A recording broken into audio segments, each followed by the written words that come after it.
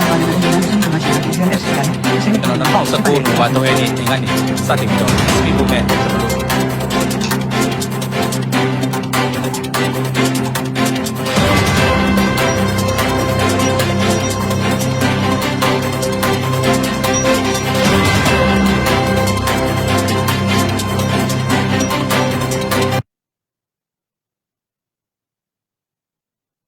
အားလုံးပါလီဆိုပါအားလုံးမင်္ဂလာပါခင်ဗျာဒါရခမီဒီယာကကြိုဆိုပါတယ်ကျွန်တော်တို့ဒီနေ့ဒါရခမီဒီယာရဲ့အင်တာဗျူးအစီအစဉ်မှာဆရာဦးအောင်ထူး Federal Law Academy Federal ဥပဒေကျောင်းအုပ်ကြီးလက်ဖြစ်ပြီးတော့ Legal Aid Network လို့ခေါ်တဲ့ဥပဒေအကြံပြုကွန်ရက်ရဲ့အမှုဆောင်ရှေ့နေတူလည်းဖြစ်ပြီးတော့မြန်မာပြည်ရဲ့အာဏာရှင်စနစ်ပြုတ်ကျရေးဒီမိုကရေစီအရေး Federal ပြည်ထောင်စုပေါ်ပေါက်ရေးတို့မှာတစ်စိုက်မတ်မတ်ဆယ်စုနှစ်များစွာဘဝကိုရင်းပြီးတော့လှုပ်ဆောင်လာတဲ့တူလည်းသောဆရာဖြစ်ပါတယ်ဆရာနဲ့အင်တာဗျူးတော့မှာဖြစ်ပါတယ်ဒီနေ့ထူးခြားချက်ကတော့ဒီနေ့ဟာဆိုလို့ရှိရင်1988ဩဂုတ်လ8ရက်နေ့ရှစ်လေးလုံးအရေးတော်ပုံမြန်မာတပြည်လုံးအာဏာရှင်ကိုစတင်ပြီးတော့အကြိမ်ကြိမ်ပြုတ်ကြအောင်ဆက်လက်ပြီးတော့တွန်းလှန်ဖို့စခဲ့တဲ့33နှစ်မြောက်နေ့လည်းဖြစ်ပါတယ်အဲကြောင့်ဆရာလည်းဒီအရေးတော်ပုံကနေစပြီးတော့ဆိုရင်ဆရာရဲ့အာဏာရှင်တော်လှန်ရေးတက်တန်းကိုလည်းကျွန်တော်တို့လေးစားလောက်ပါတယ်ခင်ဗျ33နှစ်တိုင်ခဲ့ပါပြီဆိုတော့ဟုတ်ပါတယ်ဆရာကျွန်တော်တို့အာရခမီဒီယာကထူးဝမ်းမြောက်ဝမ်းသာပြန်တဲ့ကြိုးဆိုပါတယ်ဝမ်းသာပါတယ်ဗျာကျွန်တော်လည်းပဲဒီကနေ့ရှိလုံးနေ့မှာကြာဆုံးသွားတဲ့အာဇာနည်သူရဲကောင်းတွေကိုဒီကနေပြီးတော့လေးပြုလိုက်ပါတယ်ဟုတ်ကဲ့ပါဆရာဟုတ်ကဲ့ပါကျွန်တော်တို့အာဇာနည်ပေါင်းမြောက်များစွာရင်းပြီးတော့မြန်မာပြည်ကိုအာဏာရှင်စနစ်ကလွတ်မြောက်ဖို့ကြိုးစားနေကြကြတာအခုချိန်ထိဖြစ်ပါတယ်ဆရာဟုတ်ကဲ့ဒါဆိုရင်ကျွန်တော်တို့ကဒုံရင်ကြိုင်ရင်းနဲ့ပဲဖေဖော်ဝါရီလ1ရက်နေ့2020ခုမှာအာဏာကိုတစ်ခါထပ်ပြီးတော့အလုံးစုံပေါ့လေဆရာပြန်တင်းယူသွားတယ်လက်ထဲမှာအခုကင်ထားတယ်ပေါ့နော်ဆရာဆိုတော့6လတိုင်ပြည့်ခဲ့ပြီဆိုတော့ဆရာနဲ့ကျွန်တော်တို့တွေအများကြီးမေးမြန်းပြီးတော့ဆရာပြည်သူလူထုကိုအများကြီးဥပဒေပိုင်းဆိုင်ရာတွေနဲ့တင်ပြသွားတာတွေရှိပါတယ်ဆိုတော့ဒီထက်ကျွန်တော်တို့မိခွန်းတွေပေါ်လာတာကတော့အခု6လပြည့်တဲ့နေ့အာဏာကိုဒီမင်းအောင်လှိုင်တို့စစ်ကောင်စီကနေပြီးတော့တဲယူသွားတဲ့6လပြည့်တဲ့နေ့ပါပဲကြီးညာလိုက်တာကသူတို့ကစစ်ကောင်စီနိုင်ငံတော်စီမံအုပ်ချုပ်ရေးကောင်စီဆိုတဲ့ဟာကနေပြီးတော့နောက်ထပ်ပုံစံတစ်မျိုးနဲ့အိမ်ဆောင်အစိုးရဆိုပြီးတော့လှုပ်လာတာတွေ့ရပါတယ်ဆိုတော့ဒီမှာထူးခြားချက်ကလည်းအိမ်ဆောင်အစိုးရဆိုတာက1962ခုကဗိုလ်ချုပ်ကြီးနေဝင်းနဲ့အဲ့လိုပုံစံနဲ့နေခဲ့ဘူးတာတွေ့ရပါတယ်ဆရာဟုတ်ကဲ့ဒါဆိုရင်အဲ့ဒီမှာထူးခြားချက်တစ်ခုမျိုးကုန်းပေါ်လာတာက2008ဖွဲ့စည်းအုပ်ချုပ်ပုံအခြေခံဥပဒေဆိုတဲ့စစ်တပ်ကရေးဆွဲထားတဲ့ဖွဲ့စည်းအုပ်ချုပ်ပုံအခြေခံဥပဒေထဲမှာသူတို့ကအရေးပေါ်ကာလမှာ2နှစ်တိုင်းပြည်အာဏာကိုစစ်တပ်ကထိန်းချုပ်ထားခွင့်ရှိတယ်လို့ပြောပါတယ်ဆိုတော့အခုကြေညာလိုက်တာနဲ့ပတ်သက်ပြီးတော့သူတို့က2နှစ်စစ်တပ်ကဒီတိမ်ဆောင်အစိုးရကယူထားပြီးတဲ့နောက်မှာ6လအတွင်းမှာဒီကောက်ပွဲလုပ်မယ်ဆိုပြီးတခါဖြစ်လာပါတယ်ဆရာဆိုတော့အခု2နှစ်နဲ့6လလားသူမို့အဲ့ထက်ကဘာတွေလုပ်အောင်မလဲပေါ့နော်ဆရာအဲ့ဒီအချိန်တွေမှာလက်ရှိအချိန်တွေကအိမ်ဆောင်အစိုးရတို့လှုပ်လိုက်တာကသူတို့ကိုယ်တိုင်ရေးဆွဲထားတဲ့2008ဖွဲ့စည်းအုပ်ချုပ်ပုံအခြေခံဥပဒေကိုသူတို့ကိုယ်တိုင်ချိုးဖောက်လိုက်ပြီလားလို့ဆရာဘယ်လိုသုံးသပ်ပါလဲခင်ဗျဒီလိုပါခုနကျွန်တော်တို့ဒီဗိုလ်ချုပ်ကြီးနေဝင်းအိမ်ဆောင်အစိုးရဖြစ်ခဲ့တာ1958မှာပါ60နှစ်မဟုတ်ဘူးလေအဲ့ကျွန်တော်နည်းနည်းပြင်ဟုတ်ကဲ့ပါဆရာအဲ့တော့ဒီအိမ်ဆောင်အစိုးရရဲ့သဘာဝနဲ့ဗိုလ်ချုပ်ကြီးနေဝင်းတို့ခေတ်ကအိမ်ဆောင်အစိုးရနဲ့ခဏအိမ်ဆောင်အစိုးရခြားနာချက်တွေကိုကျွန်တော်ဥပဒေရှိတော့နိုင်ရှင်းပြီးတော့အချင်းလေးဆွေးနွေးတော့ပါမယ်ဒီလိုအိမ်ဆောင်အစိုးရဆိုတာအဲ့လို caretaker government လို့ခေါ်ပါတယ်သူ့ကိုအဓိကအဖြစ်ဒီပါလီမန်ဝန်ကြီးစနစ်ကျင့်သုံးတဲ့တိုင်းပြည်တွေမှာအဓိကသုံးပါတယ်အဲ့တော့အတူကျုပ်ဆိုရင်တော့ ad hoc government လို့ခေါ်တယ် 야이 미야가리 다운 비례 소야. 그래서 parliamentary စနစ်ကိုကျင့်သုံးတဲ့တိုင်းပြည်တွေမှာလွှတ်တော်ထဲမှာလက်ရှိတက်နေတဲ့အစိုးရကိုတိုက်ခံပါတီကအယုံကြည်မရှိအဆိုတင်သွင်းဝင်ရှိတယ်။အဲ့လိုဆိုတင်သွင်းတဲ့အပေါ်မှာအခြေခံပြီးတော့မှများသောအားဖြင့်အိမ်တော်အစိုးရဆိုတာပေါ်လာတယ်။အဲ့တော့လက်ရှိအစိုးရပြုတ်သွားတယ်။နောက်အစိုးရတရက်ဖွဲ့လို့လည်းအကြောင်းကြောင့်နိုင်အပြိုင်မှုတွေကြောင့်ဖြစ်မယ်ခြားအခက်အခဲကြောင့်ဖြစ်မယ်ချက်ချင်းဖွဲ့လို့မရသေးဘူး။အဲ့ခါမှာဒီဖွဲ့စည်းပုံအခြေခံဥပဒေဒီလွတ်တော်နောက်ခံနေပြီးတော့ပဲယာယီအားဖြင့်နောက်တဲ့ရွေးကောက်ပွဲတရက်ကျင်းပပြီးတော့အစိုးရအသစ်ပေါ်တဲ့အချိန်အထိတွဲပြစ်တာကိုအိမ်တော်အစိုးရလို့ခေါ်ပါတယ်။အဲ့တော့ဗိုလ်ချုပ်ကြီးနေဝင်းခေတ်မှာလည်းပဲဟောပေါ့လေနိုင်ငံလွတ်လပ်ရပြီးတော့1958ခုနှစ်မှာအဲ့ဒီအချိန်တွေပေါ်ခဲ့ဘူးလေ။အဲ့တော့ခြုံပြောရင်တော့တကယ်တော့1958မှာအိမ်တော်အစိုးရဖွဲ့ပြီးလိုက်ရတာကဗိုလ်ချုပ်နေဝင်းကိုယ်တိုင်ကတကယ်တမ်းအဖြစ်အာဏာလူချင်းလို့ဒီမိုကရေစီအစိုးရကိုဖိအားပေးရနေရနေပြီးမလွဲစွာမရှောင်တာပေါ်လာလိုက်တာဟုတ်ကဲ့အဲ့တော့ခြုံပြောရင်တော့ဖြစ်ရင်အာဏာသိမ်းမှုကျွန်တော်တက်ကတော့အာဏာသိမ်းလိုက်ပြီဟုတ်ကဲ့ဗိုလ်ချုပ်ကြီးနေဝင်တွတ်တဲ့ဗိုလ်ချုပ်မောင်မောင်တို့ဘုံချုပ်အောင်ကြီးတို့ဘုံချုပ်တင်ဖေတို့တုန်းကဝန်ချုပ်ဦးတို့လာပြောတယ်ဟုတ်ကဲ့မင်းတို့အဲ့အာဏာတော့မသိမ်းနဲ့အာဏာသိမ်းတာကတိုက်ပြည်တွေမကောင်းဘူးအစင်လာဖြစ်သွားမယ်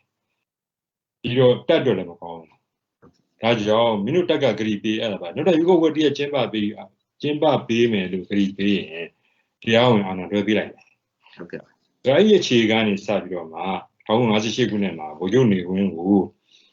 ယာယီဝင်းချုပ်အဖြစ်နဲ့ဝင်းချုပ်ဦးနုကိုယ်တိုင်ပါလီမန်လွှတ်တော်မှာတင်အဆိုပြုတော့မှအာဏာလွှဲပေးလိုက်တာဟုတ်ကဲ့ဆိုတဲ့အခါကျတော့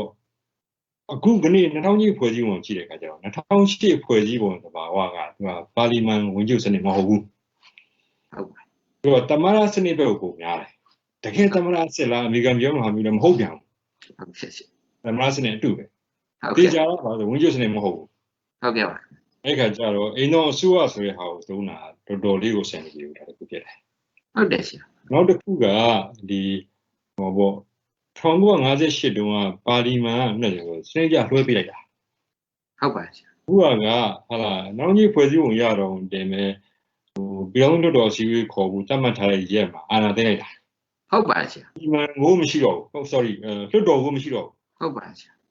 အဲ့တော့ဘယ်လွှတ်တော်ကမှဘယ်ပြည်တော်လွှတ်တော်ကမှမင်းအောင်နိုင်အာဏာလွှဲပေးလိုက်တာမဟုတ်ဘူးဟုတ်တယ်ဆရာအဲ့ဒီတစ်ချက်ကတော့ဟုတ်ကဲ့အဲ့တော့အင်းဆုံးအစိုးရလို့သုံးတာကသူ့ဘာပြောအတင်းကျပ်သုံးတဲ့သဘောဆောင်သွားရတယ်ဟုတ်ကဲ့အဲ့တော့ဒီဖွဲ့စည်းပုံနဲ့ညီလားမညီလားခင်ဗျားတို့ဆွေးနွေးချက်ကိုကျွန်တော်အချင်းချင်းလေးပြောပြမယ်အဲ့ဒါပါဒီနောက်ကြီးဖွဲ့စည်းပုံခြေအောင်ရဲ့ရေးပေါ်ကဏ္ဍမှာစစ်တပ်ကရေးပေါ်ကာလကိုအာဏာယူခွင့်ရှိတယ်2008ရသို့တော့အချက်၃ချက်လို့တက်ကပါလဲဆိုတော့သမရရှိနေရမယ်နော်သမရရှိနေရမယ်သမရနေရာမှာဒုသမရကရေးပေါ်ကာလကိုယူခွင့်ရှိဆိုတော့ဖွဲ့စည်းပုံရှိဦးမရှိဘူးဒုသမရဟာရေးပေါ်ကာလမှာအာဏာယူခွင့်ရှိတယ်ဆိုတော့ပြန်ကြလို့မရှိဘူးဟုတ်ပါတယ်ဒီသမရလုံးဝရှိနေရသူသမရမရှိတော့ဘူးထောင်ထဲရောက်တယ်ဟုတ်ကဲ့ဖွဲ့စည်းပုံနဲ့မညီတာဟုတ်တယ်ဒီအချက်ကပါလဲဆိုတော့လွတ်တော်ရှိနေရမယ်လွတ်တော်ဖြတ်လို့မရဘူးအားကြောင့်လဲဆိုတော့ဒီပုံမှန်421ရာတက်တန်းတိုးတော့မယ်ဟုတ်ပါတယ်ပထမဒီကာကျုပ်ကိုသူကအာဏာလွှဲပေးလိုက်ပြီးတစ်နှစ်ပေးလိုက်တယ်ဟုတ်ပါတစ်နှစ်6လတက်တန်းနှစ်ခါတိုးတော့မယ်ဆိုတဲ့အခါကျတော့ဒီအမျိုးသားကာကွယ်လုံခြုံရေးကောင်စီရဲ့သဘောတူညီချက်နဲ့လွှတ်တော်အစည်းအဝေးတင်ရမယ်အဲ့တော့ခြုံပြောရင်တမရရှိနေရမယ်ကာလုံလို့ခေါ်တဲ့အမျိုးသားလုံခြုံရေးကာကွယ်ကောင်စီရှိနေရမယ်ပြီးရင်လွှတ်တော်ရှိနေရမယ်ဟုတ်ကဲ့သူသုံးခုလုံးမရှိဟုတ်ပါတယ်ဆရာအဲ့လိုလုံးဝမရှိဘဲနဲ့သူ့ဟာသူအိမ်တော်အစိုးရလို့ကြီးညာလိုက်တာဟာဒါနောက်ကြီးဖွဲ့စည်းပုံချဲဦးနဲ့လုံးဝဆန့်ကျင်တယ်အာဏာရှင်တို့ရတက်တက်ပဲလှုပ်ချင်တာလုပ်တာပဲလို့သုံးသပ်ပြရစီဟုတ်ကဲ့ပါဆရာဟုတ်ကဲ့အဲ့ဒီအောင်ပဲကျွန်တော်တို့လည်းquestion ဒီမိကွန်အကြီးကျယ်ဖြစ်နေတာပေါ့နော်ဆရာသူကအထက်2008ဖွဲ့စည်းပုံအခြေခံအတိုင်းဥပဒေတိုင်းတွားပါမယ်ဥပဒေတိုင်းတို့ထပ်ပြောနေပေမဲ့သူတို့လောက်ရက်တွေကဒီကဲကောမှကိုယ့်ရဲ့ဥပဒေ 2008ဥပဒေသူတို့ကိုယ်တိုင်ဥပဒေကိုသူတို့ပြောင်းကြချိုးဖောက်နေတာကိုတွေ့ရပါတယ်ဆရာကပြောပြပေးတာကျေးဇူးပါဟုတ်ကဲ့ဆိုရင်နောက်တစ်ချက်ကပါဒီကျွန်တော်တို့ဒီဘက်က NUG အမျိုးသားညီညွတ်ရေးအစိုးရအခုကျွန်တော်တို့နိုင်ငံတကာမှာအတိအမှတ်ပြုမှုရရှိရေးအတွက်ကြိုးပမ်းနေရတာကိုတွေ့ရှိရပါတယ်ဆိုတော့အဲ့ဒီမှာအခုလာမယ့်စက်တင်ဘာလဒီ UN ဒီကမ္ဘာကုလသမဂ္ဂမှာသူတို့လက်ရှိမြန်မာနိုင်ငံဆိုင်ရာကုလသမဂ္ဂဆိုင်ရာတန်အမတ်ကြီးဦးကျော်မိုးထွန်းကိုဆက်လက်ထားရှိဖို့ပြီးတော့မြန်မာနိုင်ငံရဲ့ဒီ NUG အစိုးရကိုအတိအမှတ်ပြုဖို့အတွက်ကြိုးပမ်းနေတာရှိပါတယ်ဆိုတော့အဲ့ဒါနဲ့ပတ်သက်ပြီးတော့ဆရာ UN ကနေပြီးတော့ဥပဒေကြောင်းအရသူတို့ရဲ့လှုပ်ထုံးလုပ်နည်းတွေအရာဆက်သူ့ကိုဆက်ထားပြီးတော့ NUG အစိုးရကိုအတိအမှတ်ပြုသွားနိုင်မယ့်သဘောမျိုးရှိပါသလားအကယ်ပြုခဲ့ရင်ရောဆရာဘယ်လိုအခြေအနေမျိုးတွေကျွန်တော်တို့တိုးတက်ကောင်းမှုဒီမျိုးဖြစ်လာနိုင်ပါတယ်ခင်ဗျကျင်းတီတော့ပြောလို့မရဘူးဗျအခြေအနေတွေရတယ်ဟုတ်ကဲ့ကျင်းတီပြောလို့မရဘူးသို့တော်လည်းအတိအမှတ်ပြုနိုင်တဲ့အလားလာတော့အများကြီးရှိတယ်ကျွန်တော်ယူဆတယ်တစ်ဖက်ကလည်းပဲအတိအမှတ်ပြုလို့ရအောင်ကျွန်တော်တို့လူထုတွေနိုင်ငံအင်အားစုတွေကဝိုင်းပြီးထောက်ခံပေးဖို့လိုလိမ့်မယ်လို့ကျွန်တော်ထင်တယ်ဟုတ်ကဲ့အားကြောင့်လဲဆိုတော့ခင်ဗျားကမေးသွားတဲ့မေးခွန်းကိုဖြေချင်နေပဲအားလုံးသိတဲ့အတိုင်းပဲစစ်ကောင်စီရဲ့ဆိုးလုံးနဲ့ဗျာဟုတ်ပါဆိုလိုချင်တာကတော့ခြုံပြောရင်အာနာသိန်းနဲ့မြန်မာနိုင်ငံသမိုင်းတွေ့ကြုံဗိုလ်ချုပ်နေဝင်းစစ်ခေတ်ကစားအာနာသိန်းခဲ့တာအာနာသိန်းစစ်ကောင်းအောင်ဆက်ဆက်ဗိုလ်ချုပ်ကြီးနေဗိုလ်ချုပ်နေဝင်းဖြစ်တယ်စောမောင်ရှိတယ်တန်းရွှေရှိတယ်အခုခင်ဗျားအခုဟောဖြစ်လာပြီမင်းအောင်လည်းဖြစ်လာပြီအဲ့အဆက်ထဲမှာမင်းအောင်လည်းအဆိုးဆုံးလို့ဖြစ်တယ်ဟုတ်ကဲ့ပါအဲ့ခါကျတော့သူ့ကိုတိုက်နိုင်မှုရအတွက်ကပြောင်းတစ်ခုလုံးကိုရေဘူးရအားဖြင့်တွန်းချုပ်ပြီးတော့ Federal နှစ်တာရကိုတကယ်တမ်းပေါ်ဆောင်ပေးမဲ့အင်အားစုကြီးတစ်ခုတော့ရှိဖို့လိုတယ်ဟုတ်ကဲ့အဲ့ဒီအနေအမှာအတိုင်းအတာလျောက် NUG ရှိနေတယ်လို့ကျွန်တော်နားလည်ဟုတ်ကဲ့ပါအားကြောင့်မလို့ဒါကြိုက်တာမကြိုက်တာတစ်ပိုင်းထားနော်ဆိုလိုချင်တာနောက်တစ်ခုဒီအားနည်းချက်တွေအများကြီးရှိနေတယ်ဟုတ်ကဲ့ပါအားနည်းချက်တွေကိုဝိုင်းပြင်မှုကအားလုံးမှာတောင်းရှိတယ်ဟုတ်ကဲ့ပါရှင်းအောင်စဉ်းစားဖို့ကစစ်အာဏာရှင်နဲ့ဒီမိုစီနဲ့ပဲဟုတ်ကဲ့ဘယ်နှစ်ဘက်ကိုကျွန်တော်ရှင်းအောင်စဉ်းစားပြီးတော့မှ NUG ကိုဝိုင်းရံတဲ့တယ်လို့ကျွန်တော်ထင်တယ်ဟုတ်ကဲ့ပါအဲ့တော့ဒါတစ်ပိုင်းပေါ့ဗျာအဲ့တော့တကယ်လို့များအတိအမှတ်ပြုခွင့်ရလာရင်ဟုတ်လားအတိအမှတ်ပြုခွင့်ရလိုက်ပြီဆိုရင်တော့ဘာတွေလုပ်လို့ရလဲဆိုရင်နိုင်ငံတကာစာချုပ်စာတမ်းတွေလက်မှတ်ထိုးလို့ရပါပြီဟုတ်ကဲ့ခင်ဗျနော်နောက်တစ်ခါဒီကုလသမဂ္ဂငြိမ်းချမ်းမှုထိန်းသိမ်းတပ် UN Peacekeeping Force လို့ခေါ်တယ်ဒါမှမဟုတ် UN Peacekeeping Operation လို့ခေါ်တယ်ဟုတ်ကဲ့ပါကုလသမဂ္ဂငြိမ်းချမ်းမှုထိန်းသိမ်းလုပ်ငန်းစဉ်တွေသူ့ရဲ့တပ်တွေကိုအကူအညီတောင်းဝင်ရှိသွားပြီနောက်တစ်ခုကဒီ humanitarian intervention တော့ရှိတယ်လူသားချင်းစာနာထောက်ထားအခြေခံကနေပြီးတော့ဝင်အောင်ဆွဲဖက်ခြင်းပေါ့ဟုတ်ကဲ့ပါအဲ့ဒါနဲ့ပတ်သက်လို့နိုင်ငံတော်ဥပဒေကတော့ဆွေးနွေးညှင်းကုန်မှုတွေအများကြီးရရှိနေသေးတယ်ဖြစ်တယ်တိကျရှင်းလင်းခြင်းတော့မရှိသေးဘူးဆိုလိုချင်တာကဒီ humanitarian intervention ကိုခေါ်တယ်လူသားချင်းစာနာထောက်ထားအခြေခံဝင်ရောက်ဆွဲဖက်တာဟာလက်နက်ကင်တပ်တွေနဲ့ဝင်ဆွဲလို့ရသလားဆိုတော့ညှင်းကုန်အများကြီးရှိနေသေးဖြစ်တယ်ဟုတ်ပါဆိုတဲ့အတိုင်းပြည်လက်ရှိအခုမှဆိုကြတော့ကျွန်တော်တို့ဒီဗီယက်နမ်ကနေကမ္ဘောဒီးယားဝင်တိုက်တာဟုတ်ကဲ့ပါကမ္ဘောဒီးယားမှာသူ့လူသူတတ်တဲ့ခမာနီအစိုးရအုပ်ချုပ်စဉ်တုန်းကဗီယက်နမ်ဝင်တိုက်ပြီးတဲ့ပုံမှာဒါ humanitarian intervention ပဲလူသားချင်းစာနာထောက်ထားအခြေခံဝင်ကူညီတာပဲလို့သုံးသပ်ချက်တွေလည်းရှိဟုတ်ကဲ့အဲ့ပုံမှာညင်းပေါင်းချေတိုးတော်လည်းပဲဟုတ်လားအခုလိုကိုးပြီးလို့အကြီးကျယ်လူတရားလုံးရင်ဆိုင်တဲ့ကိစ္စတွေမျိုးတွေမှာဒါလူသားချင်းစာနာထောက်ထားအကူအညီနဲ့ဆိုရင်ဝန်ထမ်းမျိုးကဖြစ်နိုင်တယ်လို့ကျွန်တော်ထင်တယ်ဟုတ်ပါအဲ့လိုအခြေအနေမျိုးတွေမှာအခြေအနေကောင်းသွားနိုင်တယ်နောက်တစ်ခါသူ့ကိုအတိမပြုတဲ့နိုင်ငံတွေမှာတိုင်ယုံတွေဖွင့်နိုင်မယ်ဆက်ဆံရေးလုပ်နိုင်မယ်ကျွန်တော်နိုင်ငံတကာရောက်မြန်မာတွေကိုအကူအညီပေးနိုင်မယ်တိုင်းသားတွေအကူအညီပေးနိုင်မယ်နောက်အနေဆုံးအဖြစ်ဟာလားအမေရိကန်ပြည်တော်စုမှာအရင်ဆိုရရအနံထားတဲ့ဘီလီယံ1000ပေါ့ဗျာအမေရိကန်ဒေါ်လာ1000ဒါကိုထုတ်ခွင့်ရသွားနိုင်တယ်ထုတ်ခွင့်ရသွားရင်စီဒီလှူရှားမှုမှာရှိတဲ့ဝန်ထမ်းတွေပါတွေဟာလာစာတွေပါရသွားနိုင်တယ်စသဖြင့်ပေါ့ဗျာဟုတ်ပါဒုက္ခတွေအတွက်ဟာလားအများကြီးကျိုးရှိသွားနိုင်တယ်ကိုယ်အနေနဲ့ဆင်နေတဲ့ PDF တွေပါတွေတခြားတိုင်းသားအဖွဲ့တွေအားတွေဖြစ်လာနိုင်တယ်လူတရားလုံးအားရှိလာဒီငါတို့အစိုးရကိုဒီနိုင်ငံတော်အသိမှတ်ပြုလိုက်ပြီး ဂျားထဲမှာစောင့်ကြည့်နေအင်အားစုတွေလည်းဒီဘက်ကိုပါလာနိုင်တော့ဗျာအဲ့လိုအခြေအနေကောင်းနိုင်ဖြစ်သွားနိုင်လို့ကျွန်တော်ပြောလိုက်ပါတယ် ဟုတ်ကဲ့ပါဆရာအဲ့ဒီအခုအများကြီးဝိုင်းပြီးကြိုးစားနေကြတာတွေ့ရှိရပါတယ်ဟုတ်ကဲ့ဆိုရင်နောက်တစ်ချက်ကကြတော့ဆရာဒီစစ်ကောင်စီဘက်ကတော့ကဲအိမ်ဆောင်အစိုးရလို့လည်းသူတို့ကိုသူတို့အတင်းခေါ်ပြီးတော့အာဆီယံတို့ကိုစီယုံပြီးတော့ဒီ UN တို့ပါပေါ့နော်ပါလာပြီးတကယ်တနည်းအားဖြင့်သူတို့ကရွေးကောက်ပွဲလုပ်မယ်တစ်ချိန်လုံးអော်လာပြီးတော့အဲ့ဒီအခြေအနေမျိုးထိကျွန်တော်တို့ကတဖြည်းဖြည်းရောက်လာခဲ့လို့ရှိရင်ဆရာဘလို့ဆက်လက်ပြီးတော့ရင်ဆိုင်နိုင်ရမလဲကျွန်တော်တို့တွေဘလို့သုံးသပ်မိပါလဲအဲ့ဒီအခြေအနေရောက်ဖို့တော့တိတ်တော့မလွယ်ဘူးလို့ထင်တယ်ဆိုတော့ခင်ဗျားဆိုတာအခုမင်းအောင်နိုင်တို့ကြီးညာထားတဲ့အတိုင်းပဲနောက်တစ်ရွေးကောက်ပွဲအစ်စ်ကိုဆိုလို့ကျွန်တော်ဟုတ်ပါတယ်ဆရာအဲ့ဒါကျွန်တော်ထင်တာကတော့အဲ့ဒီအခြေအနေရောက်ဖို့တော့တိတ်မလွယ်ဘူးကြာကျွန်တော်ထင်ဟုတ်အဲ့ဒီအခြေအနေရောက်ဖို့အတွက်ဥမာဒီနိုင်ငံတကာအာဆီယံတို့ကနေပြီးတော့ PR ပြီးဆွေးနွေးခိုင်းမယ်ပေါ့ဆရာကျွန်တော်စဉ်းစားမိတာကဒီ NUG နဲ့ဥမာစစ်ကောင်စီတို့နဲ့ဆိုရင်ဟုတ်ကဲ့ဘလို့အနေထားရဖြစ်လာနိုင်တဲ့သဘောကဒီဘက်ချမ်းကကောဒီမိုကရေစီဘက်ကကောဘလို့အဲ့ဒီအနေအမှာတုံ့ပြန်တင်တယ်လေပေါ့နော်ဆရာဘလို့သုံးသပ်မိပါလဲ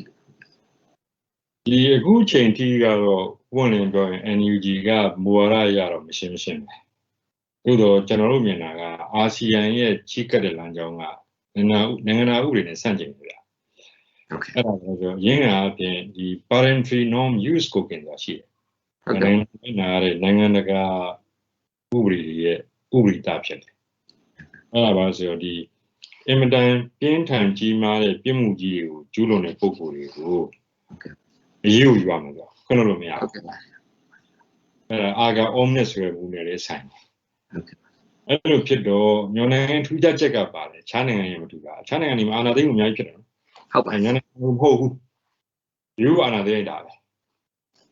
အဲ့တော့အခုကအဲ့လိုမဟုတ်ဘူးအာဏာမသိမ်းခင်မှာတည်းကူကဒီစစ်ကောင်းဆောင်တွေဟာနိုင်ငံအဆင့်ရှိတဲ့ပြည်မှုကြီးတွေမျိုးလုံးတပ်ဖြတ်မှုလူသားဆိုင်ရင်ပြည်မှုစစ်ရာဇဝမှုတွေကိုကျူးလွန်ကြောင်းစွပ်စွဲခံရတာဟုတ်ပါတယ်နိုင်ငံတရားရုံးကြီးနှစ်ခုမှာမှုရင်ဆိုင်ရတဲ့သဘောရှိနေဟုတ်ပါဗျာအဲ့ဒါအားလုံးသိတယ်ဒါမျိုးနဲ့ထူးခြားချက်ဖြစ်တယ်အဲ့လိုထူးခြားတဲ့အချိန်အောက်မှာနိုင်ငံဥပဒေဥပက္ခပြုပြီးတော့မှခင်ဗျားဒီအာဆီယံကဒီစစ်ကောင်စီကိုအတိမတ်ပြုရဲဆိုရင်ဟုတ်ကဲ့ရာဇဝတ်ကောင်ကိုပေါ့သူတော်စင်ဖြစ်သတ်မှတ်ပြလိုက်တဲ့သဘောရောက်ပါမယ်ဟုတ်ကဲ့ဆရာဒါလည်းအာဆီယံပြဿနာအများကြီးရှိတယ်မတရားတဲ့အမှုထူသွားဖြစ်ဟုတ်ပေါ့ကျွန်တော်တို့လူထုရောနိုင်ငံအင်အားစုတွေရောNUG မှာအမြင်ရှင်းဖို့လိုတယ်ဒီခင်ဗျာညှိနှိုင်းလမ်းကြောင်းကဗာနဲ့တော့ဆန့်ကျင်တယ်ဆိုတာဥပဒေစိုးမိုးနဲ့တော့ဆန့်ကျင်တယ်အဲ့တော့ခင်ဗျာစဉ်းစားကြည့်လေဗျာဒီအာဏာသိမ်းတာအထက်တက်ဖြစ်နေပြီအာဏာသိမ်းတာကခုနပြောတဲ့58ကစတွက်ရင်တရားမဝင်အာဏာယူကစတွက်ရင်၄ချိန်ရှိသွားပြီဟုတ်ပါတယ်ဆရာဟုတ်ဆိုတော့အဲ့ဒီ၄ချိန်လုံးမှာပြင်းမှုကျွလွန်လို့ရေးမြင်နိုင်ခဲ့ဘူးဟုတ်ပါဘူးဒီဖတ်ပြီးတော့တရားဝင်လုပ်ပေးလိုက်ရလို့ရှိရင်တော့ဘာမှခင်ဗျာအာဏာသိမ်းတာထမင်းစားကြီးတော့ဖြစ်သွားလိမ့်ဟုတ်ပါတယ်ဆရာဟုတ်ပါအခုသမိုင်းအစဉ်လာရပြောရရင်ပုံမှန်အခြေအနေမျိုးတောင်မှသွားဖြစ်နေတဲ့သဘောရှိတယ်ဟုတ်ကဲ့ဆိုတော့ဒီဟာကတော့ဟုတ်ကဲ့ဆရာဆိုရင်နောက်တစ်ခုကျွန်တော်ဆက်ပြီးတော့ဆရာမေးမြန်းနေတာက NUG ကလက်တလုံးမှာဒီ Federal လို့သူကတော့တီတီချာချာអော်နေတယ်ဒါပေမဲ့တိုင်းသားရေးတွေကိုဆုံးဖြတ်တဲ့အခါမှာဒီတိုင်းသားမိမိတို့အမျိုးသားပြည်နယ်တွေမှာဆိုင်တဲ့ကိစ္စတွေကိုဆုံးဖြတ်တဲ့အခါမှာသူတို့ကFederal သဘောတရားအရာတိတ်မဆန်ပဲနဲ့ဘ ਹੁ ဦးစီးပုံစံမျိုးပေါ့နော်သူတို့ကနေအများဆုံးဖြတ်သွားပြီးတော့မလုပ်တဲ့နဲ့ဆိုတာမျိုးဥပမာအထူးသဖြင့်ဒီရိုဟင်ဂျာကိစ္စမျိုးရခိုင်နေနဲ့တီတီချာချာတိုင်ပင်ဆွေးနွေးမှုတွေရှိလားအဲ့ဒီသဘောတရားတွေဘယ်လိုရှိလဲပေါ့နော်အဲ့ဒီဟာမျိုးတွေကြတော့အားနေတဲ့သဘောမျိုးတွားတွေ့ရပါတယ်ဆရာဆိုတော့ဒီပုံမှာကြည့်ပြီးတော့ NUG ရဲ့ဒီ Federal ပုံစံနဲ့တွားတဲ့အခါမှာဆရာဘယ်လိုသုံးသပ်မိပါလဲအဲ့ဒါနှစ်ပိုင်းရှိတယ်ဗျတော့တပည့်ကတော့ခင်ဗျပြောရအောင်ကျွန်တော်လက်ခံတယ် NUG လက်တွေ့လုပ်နေတဲ့ဟာတွေကတော်များများမှာဘိုးဦးစီးပုံစံအတိအကျပြောရရင်ဒီတပီတော်စနစ်ဦးဆန်းနေတယ်လို့ဖြစ်နေတယ် So Federal ရဲ့အခြေခံသဘောတရားကိုသူတို့ရဲ့ပြည်ညင်စာတမ်းမှာပေါ်ပြထားရင်လက်တွေ့ကြတော့ဒီပြည်အောင်စနစ်ကိုပိုးဆောင်တယ်လို့ဖြစ်နေတယ်အခြေခံအဖြစ်ကျွန်တော်တို့တောက်ချောက်တင်နေတာပါလဲဆိုတော့ကျွန်တော်မြန်မာနိုင်ငံအတွက်တင့်တော်တဲ့ Federal ပြည်အောင်စုဟာလက်ဆိုင်ရာပြည်နယ်တွေကတမိုင်းကျောင်းမှာလွတ်လပ်စွာနေခဲ့ကြတာဒီကိုဖေလုံစာချုပ်အခြေခံကိုကြည့်မယ်ဆိုရင်ပြည်နယ်ကြီးမှာ provincial sovereignty လို့ခေါ်တဲ့အချုပ်အခြာအာဏာရှိရတယ်အဲ့ဒီအခြေခံကနေ Federal ကြီးကဒါကြောင့်ပထမတစ်ခုကတော့ပြန်ပြောရမှာဒုတိယတစ်ခုကဒီလိုဗျနည်းနည်းရှင်းအောင်စဉ်းစားဖို့ပါလဲဆိုတော့ဒီနေရာမှာအချုပ်အခြာအာဏာရှိတဲ့အခြေခံကနေ Federal ဒီတောင်းရမယ်ဆိုတော့ညာလည်းပဲလုံးဝလွတ်လပ်တဲ့နိုင်ငံမျိုးစဉ်းစားလို့မရဘူးအဲ့တော့ခဏတိုင်းသားပြည်နယ်တွေရှင်းအောင်စဉ်းစားဖို့လိုလားငါတို့ Federal သွားမှာလားတော့တီးခြားလွတ်လပ်တဲ့နိုင်ငံကိုတည်တောင်းမှာလားဟုတ်ကဲ့ကျွန်တော်တို့ကထပ်ကြတာတုံးတက်တယ်ပါဆိုခဏဒီပင်လုံစာချုပ်ကိုဥပက္ခပြုခဲ့တာ10စုနဲ့9စုရှိသွားပြီဒါကြောင့်ပင်လုံစာချုပ်အနှစ်သာရက10ဥပဒေသဘောအရဆက်တည်ရှိနေတော့ညာလည်းပဲလက်တွေ့မှာဒီကောင်စုကပြစ်ပြသွားပြီလက်တွေ့မှာဒီကောင်စုကပြစ်ပြသွားပြီသင်္ဒရာမရှိတော့နှစ်သာရပြတ်သွားပြီဒါကြောင့်တမိုင်းကြောင်းရှိတဲ့တိုင်းသားပြည်နယ်တွေကပင်လုံစာချုပ်နဲ့ညီတီးခြားလွတ်လပ်နိုင်ငံထောင်မရှိကိုယ့်အောက်ကိုယုံကြည်ရင်လူတို့ကလည်းလိုချင်ရင်အခြေအနေနဲ့ပြီးရဆိုရင်ထောင်သွားလိုက်ဟုတ်ကဲ့သို့တော်မထောင်မင်းနဲ့ Federal မှာပါတယ်ဆိုတော့ဖြစ်ရင် Federal ရဲ့Federal အဆင့်နော်မှာကြည့်တဲ့တောင်ကြီးရဲ့အစိုးရကိုလုတ်ပိုင်ဝင်ပေးဖို့လိုတယ်ဟုတ်ကဲ့ပါဆရာအဲ့ဒီအခြေခံကိုပြန်တော့ဒါအခန်း Federal နိုင်ငံတိုင်းကြည့်နိုင်ငံတိုင်းမှာသဘောတရားရှိဟုတ်ပါဒီခါမှာအဓိကလုတ်ပိုင်ဝင်ရှိတယ်ဆိုတဲ့အခါကျတော့ဒီတက်ဆန်ပြည်နယ်တွေမှာရှိတဲ့နိုင်ငံသားတွေလူတွေရဲ့အခြေခံလူအခွင့်အရေးလူအခွင့်အရေးကိုထိပါပြီဆိုတဲ့အခါမှာထိပါခိုင်းဆိုတဲ့အခါမှာ Federal ဆိုရဟာဝင်ရောက်ဆက်သက်ခွင့်ရှိရဟုတ်ကဲ့ပါဒါကြောင့်ခင်ဗျားအားရင်ပြန်ကြည့်ပါဒီတိုင်းသားအင်အားစုတွေနဲ့ဒီမိုစီအင်အားစုတွေလူအသင်းဖွဲ့တွေ16နှစ်အောက်ကြာအောင်ရေးထားတဲ့ FCDC ဖွဲ့စည်းပုံမှာအခြေခံရေးကဏ္ဍကိုအပြည့်အစုံသိချရေးထားဟုတ်ကဲ့ပါအဲ့ဒါကိုထိပါဆိုကားရင်ထိပါမှုဖြစ်ပြီးပြည်နယ်ကဖြစ်ပြီးဆိုရင် Federal ပြည်အောင်စုကဝင်ရောက်ဆွဲသက်ပိုင်ခွင့်ရှိရဟုတ်ကဲ့ပါဒီအခြေခံ Federal သွားဟုတ်ကဲ့ပါအဲ့လိုသွားတဲ့အတွက်ကြောင့်မို့လို့ဒီရိုဟင်ဂျာတွေဟာဟုတ်လားနိုင်ငံသားရတဲ့ကိစ္စလူမျိုးဖြစ်ခွင့်ဖြစ်တဲ့ကိစ္စလူအခွင့်အရေးနဲ့ပတ်သက်တဲ့ကိစ္စရပ်တွေမှာအခြေခံအဖြစ်ဟုတ်လားဒီလက်ဆန်ပြည်နယ်တိုင်ပင်ရမယ်ဆိုတာမှန်တယ်တစ်ချိန်တည်းမှာဒီပါတယ် Federal အဆင့်မှာရှိတဲ့အင်အားစုကလိုအပ်တဲ့ခါမှာဝင်ထိန်းပြီးတော့ကာဝင်စောင့်ကြောက်မြင့်နေပြီးတော့တောင်းရှိတယ်ဟုတ်ကဲ့ပါဒီအခြေခံကနေကြီးကမယ်ဆိုတော့ဖြစ်ရင် Federal ကိုလက်တွေ့ဖော်ဆောင်တာပုံပြီးအကျိုးရှိနိုင်မယ်လို့ထင်တယ်ဟုတ်ကဲ့ပါသုံးဝင်ကျွန်တော်ဆိုရင်တက်ကခြားအဆုံးဖြတ်ရောက်သွားမှာဟုတ်ကဲ့ပါFederal ဆိုပြီးတော့ဗျာပြည်တော်စုမှာနေတယ်သူကပြည်တော်စုတောင်းတော့ပြီးတော့ဟုတ်ကဲ့ပါပြည်တော်စုရဲ့အရေးအားတော့ယူတယ်သို့တော့ကိုယ့်အကိုလုပ်ချင်တာလုပ်တယ်ဟုတ်ကဲ့ဆိုရင်အဲ့ဒါ Federal မဟုတ်တော့ဟုတ်ကဲ့ပါအဲ့ဒါဆိုတော့ဒါဆိုတော့သူကဒီကိစ္စမျိုးကကြတော့ Federal အစိုးရအနေနဲ့ဒီတိုင်းပြည်လုံးအတွက်ခြုံပြီးကျင့်သုံးပေးရတဲ့အခြေအနေမျိုးပေါ့ဆရာပြောတယ်ပြောရရင်ဒီရိုဟင်ဂျာဆိုတာလက်တွေ့တာပေါ့ဗျာဟုတ်ကဲ့ပါပြောချင်တာကတက်ဆန်ပြည်နယ်လေးမှာရှိတဲ့နိုင်ငံသားတွေလူထုတွေရဲ့လူအခွင့်အရေးအခြေခံအခွင့်အရေးတွေကိုထိပါလာပြီဟုတ်ကဲ့ပါထိပါနိုင်တဲ့အခြေအနေရှိပြီဆိုတော့ဖြစ်နေ Federal အစိုးရရဲ့ဝင်ရောက်ကာကွယ်နိုင်ခွင့်ကိုအတိအမှပြုဖို့လို့အဓိကပွင့်တာပါဟုတ်ကဲ့ပါဆိုရင်ဆရာကျေးဇူးတင်ပါတယ်ဒါဆိုနောက်တစ်ခုကဒီအစိုးရပေါင်းများစွာကျွန်တော်တို့ရှိမှာပြောင်းလာတယ်ပေါ့နော်အဓိကတော့စစ်အစိုးရပေါ့ဒါပေမဲ့ထားပါတော့အခုကဒီနှစ်ဖက်လုံးကတော့ Federal ပြည်ထောင်စု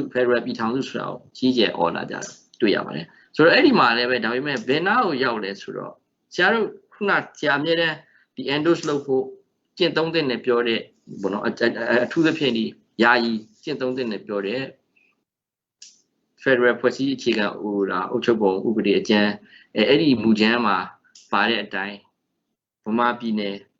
ဖွဲ့စည်းဖို့ပေါ့နော်အဲ့လိုဟာမျိုးကြတော့ရှောင်ကြတာတွေ့ရပါတယ်ဥပမာတိုင်းနဲ့ပြည်နယ်9ခုမှာတိုင်းနဲ့ပြည်နယ်အတိုင်းပဲထားပြီးတော့တွားမဲ့သဘောတရားမျိုးတွေတွေ့ရတယ်ဆိုတော့ဒီမြန်မာပြည်နယ် ဗမာပြည်နယ်ဖွဲ့စည်းဖို့အတွက်ကြာတော့ဆရာဘလို့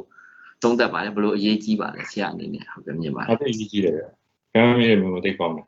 ။အထူးသဖြင့်ကျွန်တော်တို့မြန်မာခေါင်းဆောင်တွေပေါ့ဗျာ။ဒီခေါင်းဆောင်တွေစဉ်းစားတဲ့ကန်ဖက်ဒရယ်တကယ်သွားမယ်ဆိုတော့ဖြင့်မြို့သားတန်းတွေပေါ်ဆောင်ပြရအောင်လေ။ကျန်တဲ့အဓိကကြားတဲ့မြို့သားတွေမှာသူသက်ဆိုင်ရာပြည်နယ်ရှိတယ်။ဆိုရင်ကျွန်တော်လိုပေါ့ဗျာကျွန်တော်ကမြန်မာအဲ့လိုဟာမျိုးမှာပြည်နယ်မရှိဘူးဆိုတဲ့အခါကျတော့အဲ့တော့ဘာဖြစ်သွားလဲကိုက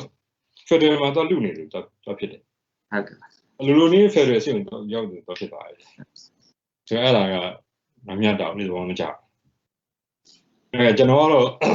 ခရတို့ကဗမာလို့တုံးနေဖြစ်တယ်ကျွန်တော်ကတော့မြန်မာလို့တုံးစီချင်တယ်ဘာကြောင့်လဲဆိုတော့မြတ်စီတီကြောက်ဆံမှာရေးခဲ့တာဗမာမဟုတ်ဘူးဗျဟုတ်ကဲ့ပါဒီမွန်မြန်မာပါဠိလေးမျိုးနဲ့ထူသွားတဲ့အခါမှာမြန်မာလို့တုံးတယ်ဗမာမတုံးမြန်မာကလူမျိုးရဲ့အမှားဒါလေကျွန်တော်ဖက်ဒရယ်ရှိတော့ကြည့်မယ်ဆိုရင်မြန်မာနိုင်ငံဆိုတဲ့ဟာကပြဿနာရှိတယ်မြန်မာလူမျိုးတစ်မျိုးတည်းကိုပဲဦးစားပေးထားတယ်လို့ဖြစ်တယ်ဟုတ်ကဲ့ဒါကြောင့်ဖွဲ့ချင်းဖွဲ့ရင်စဉ်းစားရင်တော့ဖြစ်ရင်မြန်မာပြည်နယ်စဉ်းစားအောင်ဟုတ်ကဲ့ပါဟုတ်ကဲ့ပါကျန်တဲ့တိုင်းသားတွေနဲ့တပြေးညီဖြစ်သွားပြီးတော့မှဒီကောင်စုပုံစံကိုပေါ်ဆောင်သွားမယ်အဲ့တော့ခင်ဗျားတို့မေးတဲ့မိကုံသိမှန်တယ်ခဏအချိန်ကြီးတော့ဖြစ်ရင်ကံမကောင်းတော့ပဲ CRPH and UG ကဒီပုံမှာရှင်းနေတဲ့သဘောထားအပေးသေးဘူးတော့တွေ့ရတယ်ဟုတ်ကဲ့ပါFCDC ဖွဲ့စည်းပုံခြေအောင်ဥပဒေကိုယာယီတောင်အတည်ပြုနှောင့်နှင်းနေတာဒီအချက်နဲ့ပါနေတယ်လို့စားဟုတ်ကဲ့အဲ့ဒါကိုအပြောင်းလဲမလုပ်ဘူးဆိုရင်တော့ဖြစ်ရင်NUG ဟာတကယ်ရော Federal ကိုဒီဆောင်မှာလားဆိုတဲ့ပုံမှာတိုင်းသားတွေရဲ့တန်တရားကိုရှင်းနိုင်ဖို့သိမလွယ်ဘူးလို့ကျွန်တော်ဟုတ်ကဲ့ပါဒီဆောက်ဖို့လို့ယုံကြည်ရရင်တော့မှဒီဟာကိုမကြော်နိုင်ဘူးဆိုရင်ဆရာပြောတဲ့ဒီတန်တရားပေါ့နော်အဲ့ဒီဟာကိုလည်းတိုင်းသားတွေရှိမှသွားရှိနေမှာဟာဖြစ်နေဟုတ်တယ်အဲ့ဆိုရင်ဆရာမင်းအောင်လိုင်းတို့ဘက်ကရောဒီ2008ဖွဲ့စည်းအုပ်ချုပ်ပုံအခြေခံဥပဒေကိုသူတို့ကအကြီးအကျယ်ကာကွယ်ပြီးဒီအတိုင်းပဲဒါတရည်တည်ပဲပေါ့နော်ဗမာပြည်မှာဒါပဲပေါ့အဲ့လိုပြောနေတယ်တစ်ဖက်ကလည်း Federal ပြည်ထောင်စုဆိုပြီးတော့ပြောပြန်တယ်ဒါပေမဲ့အမှန်တော့ရှင်းပါတယ်ဆရာသူတို့ကဒီမိုကရေစီလဲဒီဖွဲ့စည်းအုပ်ချုပ်ပုံအခြေခံဥပဒေအောက်ကပြောတယ်အာဏာသိမ်းထားရင်းနဲ့ဒီမိုကရေစီလို့လည်းပြောနေတယ်ဆိုတော့ဒါကတော့အမျိုးမျိုးပြောနေတာပေါ့နော်ဆရာဒါပေမဲ့အဲ့ဒီထဲမှာ legal ဒီဥပဒေပိုင်းရကျွန်တော်မေးကြည့်နေတာအဲ့ဒီဟာပါသူတို့2008ကိုလည်းကင်ထားတယ် Federal လို့လည်းပြောနေတယ်ဆိုတော့ဆရာဘယ်လိုဟုတ်ကဲ့သုံးသပ်ပါမလဲ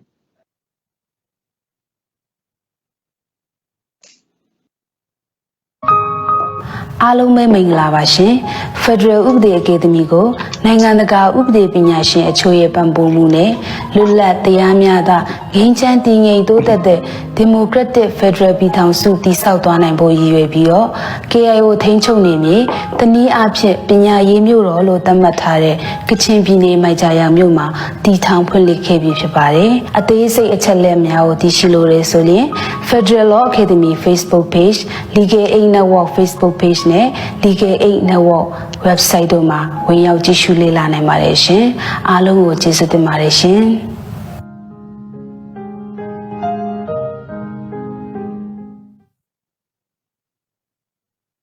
ဟုတ်ကဲ့ကျွန်တော်ဖြေလို့ရပြီဒီလိုပြဒီ Federal ရော Democracy ရောနှစ်ခုလုံးကဥပဒေစိုးမိုးရေးရှိမအောင်မြင်ကျွန်တော်တို့နိုင်ငံတွေကလူလူတော်များများအဲ့ခြေခံကိုသဘောပေါက်ကြပါလေFederal ဖြစ်စီ Democracy ဖြစ်စီသူကနိုင်ငံရေးဘဝတိုင်းဖြစ်တယ်အဲ့တော့ Federal ရော Democracy ရောနှစ်ခုလုံးကဥပဒေစိုးမိုးရေးမရှိဘဲနဲ့ဘယ်နိုင်ငံမှာမှကောင်းအောင်မအောင်ဟုတ်ကဲ့ယူဂိုစလာဗီးယားနိုင်ငံပြိုကွဲသွားတာကြီးအဓိကပြဿနာဥပဒေစိုးမိုးရေးပြတ်သွားတယ်အဲ့ဒီတည်းမဲ့ဒီအခုကနေ့အီသီယိုးပီးယားမှာပြဿနာတက်လာတယ်။ဖက်ဒရယ်စနစ်ကို10စုနှစ်တစုလောက်နီးနီးအောင်မြင်စွာကျင့်သုံးပြီးတော့မှပြဿနာတက်သွားတယ်။ဥပဒေစိုးမိုးရေးပြတ်လို့ပဲ။ဟုတ်ကဲ့။အဲ့တော့ကျွန်တော်နိုင်ငံပြဿနာတွေကိုလည်းပဲဆက်စဉ်းစားဖို့လိုလာတယ်။ဟုတ်ကဲ့။အဲ့တော့မင်းအောင်လှိုင်ခေါင်းဆောင်တဲ့စစ်ကောင်စီတို့ကျူးလွန်ခဲ့တဲ့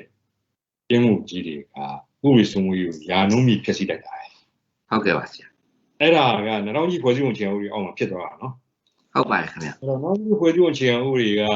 ဘာမှကာဝယ်စောင့်ရှောက်မှုမပေးနိုင်တဲ့အပြင်ပုံမှန်445ရလုတ်ကင်းခွင့်တော်ပြုထားလိုက်သေးတယ် ဟုတ်ပါတယ်ဆရာဟုတ်ပါတယ်ဆရာ ။ဒါကြတော့ဒီဥပဒေအောက်ကနေဖက်ဒရယ်ဒီမိုကရေစီသွားမယ်ဆိုတာကျွဲဂျူကနွားနှုတ်ညစ်တူပဲဖြစ်နေတယ် ဟုတ်ကဲ့ပါဆရာ ။ဒါတစ်ချက်ပေါ့။နောက်တစ်ချက်ကဘာလဲဆိုတော့ဒီ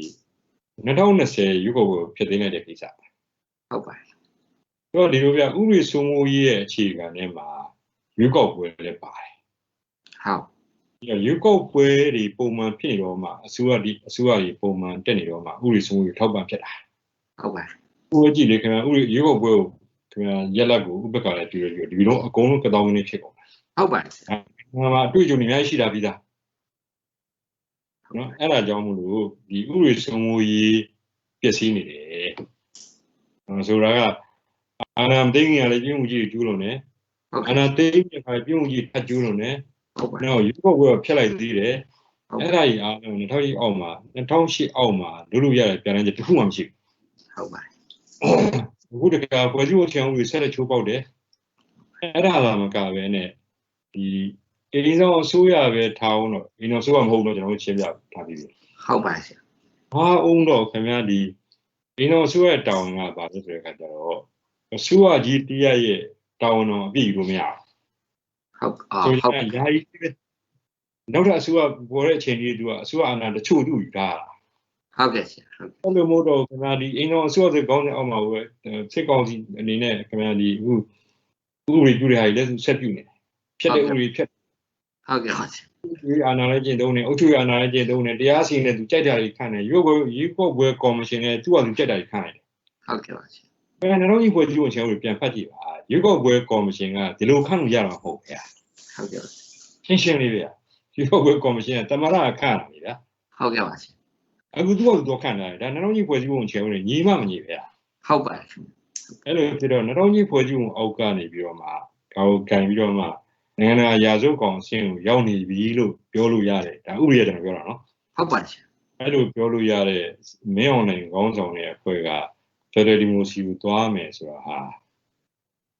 ဒီဟိုပေါ့ကျွန်တော်ထင်တာကတော့ခုနကျွဲကျူကနွားနှုတ်ညစ်တဲ့တာရကားတဲ့တော့ပိုဆိုးလိမ့်မယ်လို့ ဟုတ်ပါတယ်ဆရာဟုတ်ပါ လုံး တ ဝ ယ် ဖြစ်တယ် ဟုတ်ပါဆရာကောင်းပါဆရာဆရာဒီလိုရှင်းရှင်းလင်းလင်းရှင်းပြပြတာကောင်းပါဆိုတော့ဘာလို့ဆိုတော့ဇဝေဇဝါဖြစ်နိုင်ခြေရှိတာ ဟုတ်ကဲ့ ကျေးဇူးပါဆရာဒါဆိုရင်အခုလက်ရှိအနေထားရတော့ကျွန်တော်တို့6လတိုင်ခဲ့ပြီပေါ့နော်ဖေဖော်ဝါရီလ1ရက်နေ့ကနေစပြီးအခုထိတိုင်းသူပြည်သားတွေလည်းတကယ်ကိုမှဒီအင်္ဂလိပ်လို့ဆိုရင်လည်းသုံးက chaos လို့ခေါ်တဲ့တကယ်ပြပြက်လို့မျိုးခံစားနေရတယ်တည်တဲ့လူတွေလည်းပူဇော်ပတ်ဆက်အခုတခါထောင်ထဲမှာလည်းအများကြီးနှိပ်စက်ပြီးတော့တိုက်ခိုင်းရတာရှိတဲ့အပြင်အခုယောဂဗျာတွေကိုလည်းဖြစ်ချင်တိုင်းဖြစ်ပေါ့နော်ပြည်သားတိုင်းသူပြည်သားတွေနစ်နာလေသူတို့အစဉ်ပြေတွေဆိုတဲ့သဘောမျိုးနဲ့အခုလုံနေတာတွေ့နေရပါတယ်ဆရာဆိုတော့ဒီအချိန်တွေမှာကျွန်တော်တို့ဘယ်လိုဆက်ပြီးတော့ဒီစစ်ကောင်စီစစ်ဆိုရလက်အောက်ကနေလွတ်မြောက်ဖို့အတွက်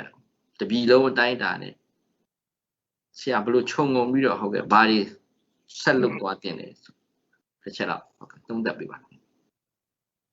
ဒီလိုပဲကျွန်တော်မြင်တာကတော့ဗမာလိုပြောရင်ရိုးလေးဆိုရင်ရတနာလေအောင်ဆိုရင်ဆေးမီးလို့မရှိဘူးဗျ ဟုတ်ကဲ့ ခက်လွယ်ခက်ပေါ့နဲ့ခင်ဗျာအနိုင်ရလိမ့်မယ်ဆိုရင်ညွှန်မှန်းချက်ကိုစွန့်လွတ်စေခြင်းတယ်ကျွန်တော်6လဖြတ်တန်းပြီးတဲ့အခါမှာအဲ့ဒါကိုကျွန်တော်တော်များတွေ့ရတယ်တာဝန်ရှိတဲ့ခေါင်းဆောင်တွေကလည်းအာတူဘီပဲလာတော့မလို့လို့ ဟုတ်ကဲ့ တက်ကြီးပဲဝင်တော့မလို့လို့ဘယ်လိုနည်းနဲ့ပဲခံပွဲပြီးတော့ခက်လွယ်တယ်ပြောတယ်လေ ဟုတ်ကဲ့ ဒီနေ့ကျအုံးမြင့်ချပြီးတော့မှတိုက်ပွဲဝင်မှုအခြေခံကိုကျွန်တော်မြင်တာပေါ့ဗျာ ဟုတ်ကဲ့ပါ ဒီကြတိဆောက်တဲ့ပိုင်းမှာသိအားနေလို့နေအဲ့တော့ခဏ6လပြီးတဲ့အခါမှာတော့ကျွန်တော်မိကုန်းတိတ်ကောင်းတယ်ပြန်နေတိုးတက်ဖို့လိုလာ ဟုတ်ပါဆရာ အဲ့တော့စနစ်တကျဒီခြာအုံးမြင့်ချပြီးတော့မှစစ်ကောင်စီကိုတိုက်ဝင်လာမှာကပဲနေစစ်ကောင်စီတိုက်ပြီးတဲ့အခါမှာတခါလေးအုံးမြင့်ချသားပြီးတော့ဖြစ်အောင်သွားဖို့လိုလာတယ် ဟုတ်ကဲ့ အဲ့ဒီချက်တချို့ကိုကျွန်တော်ကဆွေးရတယ် ဟုတ်ကဲ့ပါဆရာ ဘာလို့တစ်ချက်ကတော့ဒီ NUG ရထားတဲ့တရားဝင်နေတာပေါ့ဗျာနိုင်ငံအကြီးမှပြုတ်ပြီးတော့တပိုင်းထားစေဘူးเนาะသူတို့ရထားတဲ့2020ရွေးကောက်ပွဲရတဲ့တရားဝင်နေတာကို တိုင်းသားပြည်နယ်တွေရဲ့ de facto နဲ့အသေးချာပေါင်းဖို့လိုတယ်အခုအဲ့ဒီအခြေအနေမဖြစ်သေးဘူးလို့ကျွန်တော်မြင်တယ်ဟုတ်ကဲ့တိုင်းသားကောင်းတော်တွေ NUG တွေပါလာတယ်ဝန်တာလည်းတွေ့ရတယ်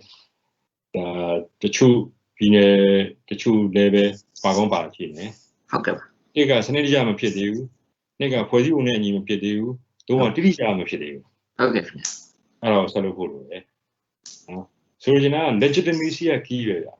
တရားဝင်မှုရှာဖွေတာတော့ကျက်ပဲဟုတ်ကဲ့ကျွန်တော်လုံခြားမှုတစ်ခုလုံးကိုတရားဝင်လုံခြားမှုအဖြစ်နဲ့အတိမပြုခွင့်ရအောင်ဆက်ကြိုးစားဖို့လိုတယ်ဟုတ်ကဲ့တကယ်လို့လာမဲ့ UN အစည်းအဝေးမှာဒုံရအတိမပြုလိုက်ပြီဆိုတော့အဆင့်တစ်ဆင့်ရသွားတာပေါ့ဟုတ်ကဲ့ခင်ဗျနိုင်ငံတွေအားလုံးဒီမှာပြုအောင်ဆက်ကြိုးစားကြအောင်ဒါနံပါတ်1ဖြစ်တယ်ဟုတ်ကဲ့ဒုတိယချက်ကဒီနိုင်ငံတကာဥပဒေကိုလေးစားလိုက်နိုင်တဲ့အခြေခံတွေရောမှာဥပဒေစိုးမိုးရေးကိုသွားဖို့လိုတယ်ကျွန်တော်တို့အပွင့်နဲ့ပြောမယ်ဆိုရင်အဲ့ဒီအခြေအနေကခဏအခြေအနေမဖြစ်သေးဘူးဟုတ်ပါ NUG ပဲပိုင်းအားနေချက်တွေလည်းရှိတယ်တိုင်းသားတွေဘက်ကအားနေချက်တွေလည်းရှိတယ်ဟုတ်ပါစစ်ဒီကအတင်းတက်ဖြတ်ဖိနေလုံအောင်ကြည့်လို့ဖြစ်တာလည်းဖြစ်တယ်ဟုတ်ကဲ့ဥပမာဆိုရင်ဒါကလည်းပြောမယ်ဆိုရင်ဒီKNU KNDO ရဲ့ထိပ်ပိုင်းကောင်းဆောင်ဖြစ်တဲ့စောနန္ဒမြရဲ့ကြီးကြပ်ကိုယ်ပုံအောက်ကနေပြောမှာကျွန်တော်တို့ကြားရင်ကြားမယ်ဟုတ်ကဲ့ဒီမှာရသား25ကိုတက်လိုက်တဲ့ကိစ္စဟုတ်ပါဒီစစ်ကောင်စီရဲ့တချို့ဆိုပြီးဆိုတက်လိုက်တဲ့ကိစ္စအဲ့ဒါမျိုးတွေကဥပဒေစိုးမိုးရေးလုံးဝချိုးပေါက်တာဟုတ်ပါရှင်နိုင်ငံဥပဒေအတိအကျပြောမှဆိုရင်လူသားချင်းစာနာထောက်ထားဥပဒေနိုင်ငံတကာစစ်ဥပဒေချိုးပေါက်လိုက်တာပဲဟုတ်ပါပြီးတော့ဒီပြည်သူတွေတော်လှန်ရေးဘက်ကိုလုပ်ဖို့လူတွေလည်းစိုးရင်တွေကြောက်ရွံ့မှုတွေအဲ့မှာရရှိသွားတတ်ပါတယ်အားသိကောင်းတော့သိဟုတ်တာဗျာသိမှန်တော့တဲအောင်မတော်ကြီးရဲ့အဲ့တော့ဗာကိုယ်တိုင်ကဥပဒေစိုးမိုးရေးချိုးပေါက်နေရင်ဘယ်လိုဥပဒေစိုးမိုးရေးချိုးပေါက်တဲ့စစ်ကောင်စီကိုဘယ်လိုတော့တိုက်ဟုတ်ပါဒါတွေကိုပြင်ဖို့လိုတယ်နောက်ဆုံးတစ်ချက်ကပါဆိုညီညွတ်ရေးကိုဘယ်လိုတည်ဆောက်မလဲအဲ့ဒါတော့ကြည့်လို့ကျွန်တော်မြင်တယ်ဆေးရနာရှင်စနစ်ကိုအပြုတ်တိုက်နိုင်မှုစစ်ကောင်စီကိုပြုတ်တိုက်နိုင်မှုဆိုတာကျွန်တော်တို့တန်တဲ့အင်အားစုကြားတယ်ညီညွတ်တည်ဆောက်ကြတာဟုတ်ကဲ့အဲ့ဒီမှာတည်ဆောက်နိုင်မှုအတွက်ကဒီအခြေခံ3ရပ်ကိုကျွန်တော်ပြောချင်တယ်ဟုတ်ကဲ့ပါ။တစ်ရက်ကနိုင်ငံရေးပြဿနာကိုနိုင်ငံရေးရရှင်းရမယ်ဆိုတဲ့ယူဆချက်ကရှင်းမမီတော့ဘူး။လက်တွေ့မမှန်တော့ဘူး။ဆိုလိုချင်တာကရှင်းလုံးဖြစ်တဲ့အချိန်ကြီးကတော့ဖြစ်ရင်ဒီယူဆချက်ကတန်ဖိုးလည်းရှိပါဟုတ်ပါလက်တွေ့လုပ်လို့ရတယ်။ရှင်းလုံးခက်ကနေစပြီးတော့တက်လာလိုက်တဲ့လူကြီးကမနေတော့ဟုတ်ပါဆောက်ရှောက်တာတိုင်းသားပြည်နယ်တွေမှာထူးသဖြင့်နောက်ဆုံးဖြစ်တဲ့2016-19ရခိုင်မှာအဆိုးဆုံးအခုလည်းဆက်ကျူးလို့နေတယ်ဒါကြောင့်နိုင်ငံရေးပြဿနာကိုနိုင်ငံရေးအပြန်အလှန်ခွင့်လို့ကြပြီးတော့မှတင်မိုးချီကြပြီးတော့မှဖြေရှင်းမယ်ဆိုတာလုံးဝလုံးကိုမဖြစ်တော့ဟုတ်ကဲ့အဲ့တော့ဒူးခေါ်ပြီးပြောင်းလို့နိုင်ငံရေးပြဿနာကိုဥပဒေစိုးမိုးရေးအခြေခံရှင်းရမယ်ပြင်မှုကျူးလို့တဲ့လူတွေကိုပြစ်ဒဏ်အောင်ပေးရတယ်အဲ့ဒီဒူးခေါ်ရှင်းဖို့လိုတယ်အဲ့ချက်ကဟုတ်ကဲ့ဒုတိယချက်ကလူ့အဖွဲ့အစည်းရဲ့တန်မိုးတွေကိုလေ့လာလက်ခံဖို့ဒီချတော့လာတယ်ဟုတ်ကဲ့ဥပမာနေဆုံး၄ခုပေါ့ဗျာဥပဒေစိုးမိုးရေးလူ့အခွင့်အရေးဖက်ဒရယ်စနစ်နဲ့ဒီမိုကရေစီဟုတ်ကဲ့အဲ့ဒီမှာအခြေခံဖြစ်လာတယ်ကျွန်တော်တို့ဒီမှာလူထုကိုမြစ်တရားခံရှင်းပြကြတာပါလဲဆိုတော့အဲ့တန်မိုးတရားမှာဥပဒေစိုးမိုးရေးကအရင်ကကြလို့ဟုတ်ကဲ့ပါရှင်ဥပဒေစိုးမိုးရေးမရှိရင်လူ့အခွင့်အရေးမရှိဘူးဟုတ်ကဲ့ဖက်ဒရယ်စနစ်လည်းအောင်မြင်နိုင်ဘူးဒီမိုကရေစီတော့ဝေးရောဟုတ်ကဲ့ပါဒါတခုဖြစ်တယ်နောက်တစ်ခုကကျန်တဲ့တန်ဖိုး3ရမှာလူအခွင့်အရေးရင်းခံကြလို့ဟုတ်ကဲ့ပါလူအခွင့်အရေးဥတီပြီးတော့ Federal သွားဖို့လိုတယ်လူအခွင့်အရေးခြေခံဒီမိုစီကိုကျင့်သုံးဖို့လိုတယ်အဲ့ဒါကိုကျွန်တော်ပြန်စဉ်းစားစေချင်တယ်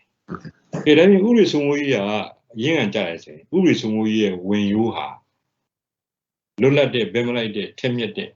လိုအပ်တဲ့အရေးမြစ်တွေဖြည့်ဆည်းပြီးခံရတဲ့တရားစီရင်ဖြစ်တယ်အဲ့ဒါကျွန်တော်နိုင်ငံလက်တွေ့ပါအဲ့ဒီဘက်တိုင်းမှာတော်တော်ကိုအားနေတယ်ဟုတ်ပါနောက်ဒီဖွဲ့စည်းပုံအောက်မှာလည်းအားနေတယ်တိုင်းသားဒေသတွေမှာလည်းအားနေတယ်ဒါဒုတိယချက်ပဲတတိယချက်ကတော့စစ်ကောင်စီကိုတိုက်နေရင်းမှာပဲဥပဒေစိုးမိုးရေးခြေကနေပြီးတော့မှဖက်ဒရယ်အုပ်မြစ်ကိုဒီမိုစီအုပ်မြစ်ကိုချတော့ဖြစ်တယ်ဒါကအခြေခံ3ရပ်ပေါ့ဗျာဟုတ်ကဲ့ပါအဲ့တော့အဲ့ဒီအခြေခံ3ရပ်ကိုဘယ်လိုဖော်ဆောင်မလဲဆိုဖော်ဆောင်မဲ့လမ်းကြောင်း3ခုပေါ့ဗျာဟုတ်ကဲ့ပါဆိုတော့ Federal စနစ်ကနေချိကတ်တယ်ဆိုတာပါလေခုနခင်ဗျားတို့ကျွန်တော်ဆွေးနွေးခဲ့ကြတယ်သက်ဆိုင်ရာပြည်နယ်တွေမှာဟာ provincial sovereignty လို့ခေါ်တဲ့ပြည်နယ်တွေမှာအချုပ်အခြာအာဏာရှိရမယ်ဆိုတဲ့ဟာကိုလက်ခံယုံကြည်ဖို့ဟုတ်ကဲ့ ပြီးရင်ပြည်လုံစာချုပ်အခြေခံရပြည်နယ်တွေမှာကိုယ်ပိုင်အုပ်ချုပ်ခွင့်ရိုင်းနှုန်းအပြည့်ရှိရမယ်ဆိုတော့လက်တွေ့ပေါင်းတယ်ဖို့ကြိုးစားဖို့အဲ့ဒါကြီးပြင်ရေးကြည့်တာပါလဲဆိုတော့ပြဿနာကြီးဖြစ်လာရင် Federal အခြေခံရှင်းဖို့ဖြစ်တယ်ဟုတ်ကဲ့ဥပမာအခုဗျာပွင့်လင်းပြောလို့ဆိုရင်ရှမ်းနဲ့ဖွဲ့တိုက်နေကြတယ်ရှမ်းပြည်ဟုတ်ပါရှင်စဉ်းစားကြည့်ခင်ဗျာစစ်ကောင်စီမတက်အောင်သူတို့ချင်းချနေကြတယ်ဟုတ်ပါဟုတ်ပါအဲ့ဒီတိုင်းပဲရင်တော့ဆိုရင်မွန်နဲ့ကင်ကြားထဲမှာတောက်လျှောက်ချခဲ့ကြတယ်ဟုတ်တယ်ရှင်ကျွန်တော်ရှေ့လုံးဖြစ်တဲ့အချိန်မှာဆိုရင်မြို့ပေါ်မှာလူငယ်တွေကဆန္ဒပြတိုက်ပွဲဝင်နေကြတယ်တော်ထဲမှာမွန်ပြည်သစ်ပါတီနဲ့ကင်ယူကချနေကြတယ်ဟုတ်ကဲ့အဲ့ဒီတိုင်းပဲရှမ်းပြည်နယ်မှာသွားကြည့်ခင်ဗျာရှမ်းနဲ့ပို့ကြားထဲမှာတောက်လျှောက်ချနေကြနေတာဟုတ်ပါဆိုတော့စစ်အာဏာရှင်တွေကလက်ညှိုးထိုးပြောက်ရအောင်ကြည့်ခင်ဗျားတို့တိုင်းသားပြည်နယ်ကြည့်တယ်သူတို့ချင်းချနေကြတယ်ကျုပ်တို့တက်မလို့ရှိလို့လားပြည်တော်စုရဲ့ပြည်မြဲနေတာဟုတ်ပါဟုတ်ကဲ့အဲ့ကြောင့်ပထမချက်နီလန်းကိုကျွန်တော်ကFederal ရှုထောင့်နေကြံပေးကြတာFederal ဖြစ်ခြင်းပေါ်2မျိုးပဲရှိဒီမျိုးပြဿနာကြီးဖြစ်လာရင်အင်အားစုတွေကြားထဲမှာညှိနှိုင်းဖြစ်ဆွေးနွေးဖြစ်ခြင်း negotiation mediation လို့ခေါ်တယ်ဒီရှင်းလို့မရဘူးလားမရရင်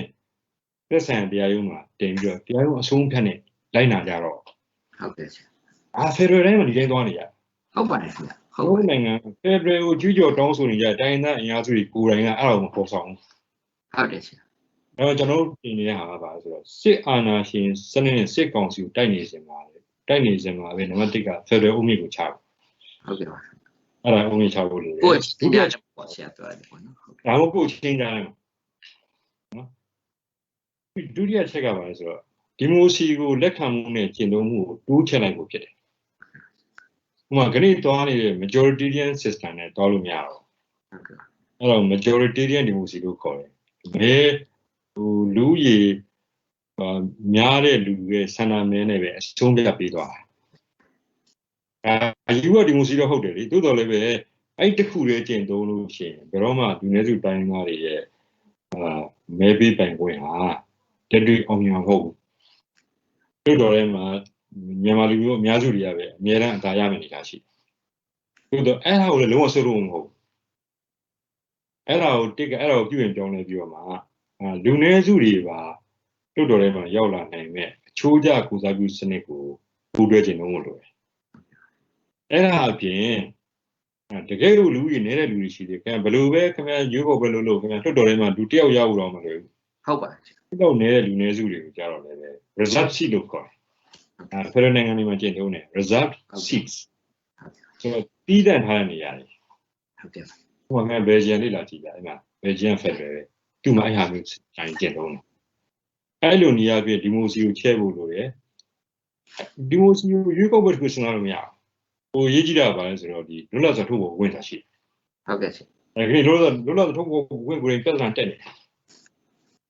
ဒီ NLD ကိုမဝေဘာနဲ့ NLD ဝင်လိုက်တာနဲ့ဝိုင်းဆဲပြတာကမနေဘူးဟုတ်တယ်ဆရာကျွန်တော်တို့ရဲ့ဒီ basic ဒီလူထုထဲမှာဟိုကအဲ့လို idea နည်းနည်းအဲ့လိုဖြစ်နေဖြစ်တယ်ဆိုတော့အဲ့တော့ဒီမိုစီရဲ့ပေါင်ချဲဖို့လိုတယ်အဲ့တော့တိုင်းပြည်မှာကျင့်သုံးတာရောအဖွဲ့အစည်းတွင်းမှာကျင့်သုံးတာရောအဖွဲ့အစည်းတွင်းမှာလည်းပါတီတွင်းဒီမိုစီအဖွဲ့အစည်းတွင်းဒီမိုစီဒါရှိလာဖို့လိုတယ်ဒုတိယချက်ပေါ့ဗျာတတိယအကျဉ်းတော့ဆုံးတော့ဘာပဲဖြစ်ဖြစ်အဲ့ဒါယူမှခံနိုင်ဖို့ကတော့ဖွဲ့စည်းပုံအခြေခံဥပဒေလမ်းကြောင်းကိုရှောက်ဖို့လိုတယ်ဟုတ်ကဲ့ကျွန်တော်မြင်ညီညွတ်ရေးကိုအခြေခံအဖြစ်ရှာနိုင်ဖို့ကလောလောဆယ်ယာယီကာလမှာပဲကျင့်သုံးဂျာကာလာအခြေခံဥပဒေဖက်ဒရယ်ဆက်မှာလိုရယ်ပြည်နယ်မှာလည်းလိုအဲ့လိုပဲကျွန်တော်မြင်ပါတယ်ဟုတ်ကဲ့ဆိုတော့ကျွန်တော်တို့ဆရာနဲ့ဇက်တိုက်အင်တာဗျူးလာထပ်မှာလည်းဒီဖွဲ့စည်းအုပ်ချုပ်ပုံအခြေခံဥပဒေ Federal ဖွဲ့စည်းအုပ်ချုပ်ပုံအခြေခံဥပဒေရဲ့အရေးကြီးကြောင်းဆရာအမြဲတမ်းဦးစားပေးပြီးတော့ပြောသွားတာတွေ့ရှိရပါတယ်ဟုတ်ကဲ့ကျေးဇူးတင်ပါတယ်ဆရာဒါဆိုရင်နောက်ဆုံးတစ်ခုအနေနဲ့ကတော့တိုင်းရင်းသားဒီဘက်ကရောဘာတွေလုပ်ဖို့လိုအပ်တယ်လို့ဆရာမြင်ပါတယ်ခင်ဗျာဆရာဘယ်လိုအကြံပေးကြပါလဲခင်ဗျားမိတဲ့မိကုန်းတွေကတော့စင်ကြီးကလုံးချီတယ်ကြီးပဲဗျာဟုတ်ကဲ့ဆရာမိကုန်းချီကြီးတွေဟုတ်ကဲ့ကျွန်တော်တက်နေနေကြိုးစားဖြေရဟုတ်ကဲ့ပညာရဲ့ဆိုင်ရာကနေပြီးတော့သုံးသပ်တယ်လို့ပဲကျွန်တော်တို့လေ့လာကြတဲ့တိုင်းသားကောင်းဆောင်တွေလက်ခံစဉ်းစားစီကြပါတယ်ဟုတ်ကဲ့အဲ့တော့ လူလူတိုက်ပွဲတွေကျွန်တော်သိနေကြတယ်ဒီတဲ့တိုင်းသားတွေဘက်ကဆိုရင်ဟာချင်းလူလူတွေခံတိုက်ကြတယ်ကရနီဘက်ကလူတွေခံတိုက်ကြတယ်စကိုင်းတိုင်းဘက်ကတိုင်းသားတွေခံတိုက်ကြတယ်အားရကြတယ်ဒါကိုကျွန်တော်တို့ကအသိမှပြုပါတယ်နောက်တစ်ခါဒီအတိုက်ဆုံးလို့ပြောရမှာတော့ဒီ KNU ပေါ့ဗျာပထမတော့ KNU ဒုတိယတော့ KNU တက်မှ9နဲ့ခြားတက်မှတချို့ပေါ့သူတို့တက်မြင့်တိုက်နိုင်လာကြတယ်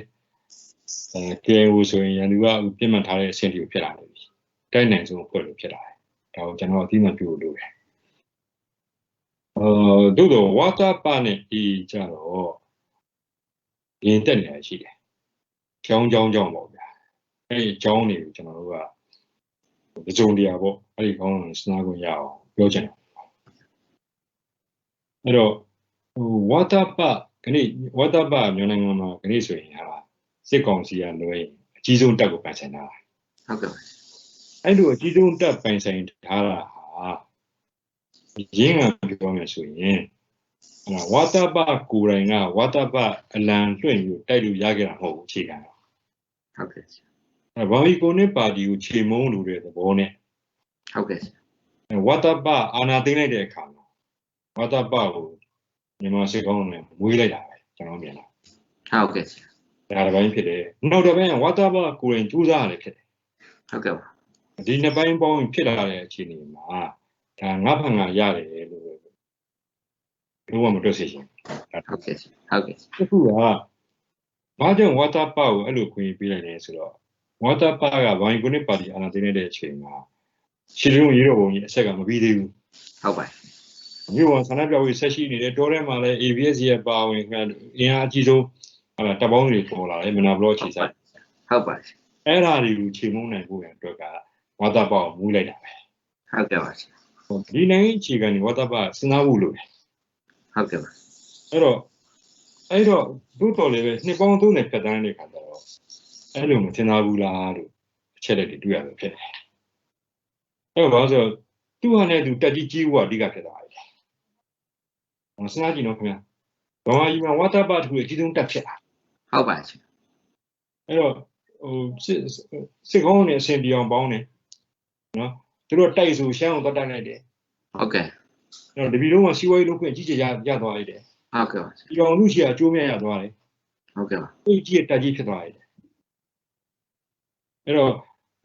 လုံးဝကျွန်တော်တွေ့တာသူ့ဘေးနားမှာရန်ပေးနေကြတဲ့ရန်ပြီးတော့တိုက်ပေးနေကြတဲ့အဖွဲ့အစည်းတချို့ကိုအကူအညီတွေပေးကောင်းပေးမယ်ဟုတ်ကဲ့ရှင်